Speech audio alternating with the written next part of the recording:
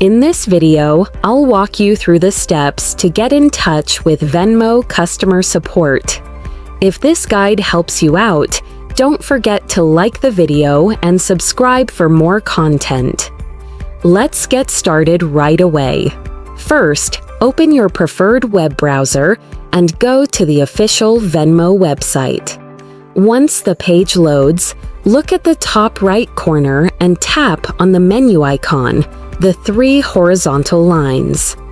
After that, scroll down through the menu until you find the Help Center option, then click on it. When you're inside the Help Center page, keep scrolling down until you reach the bottom section. There, you'll find the Contact Us option. Go ahead and select it. From this section, you'll see different ways to reach support. One of the easiest options is live chat.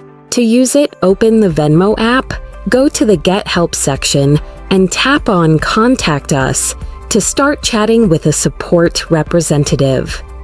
Live chat is typically available between 8 a.m. and 10 p.m.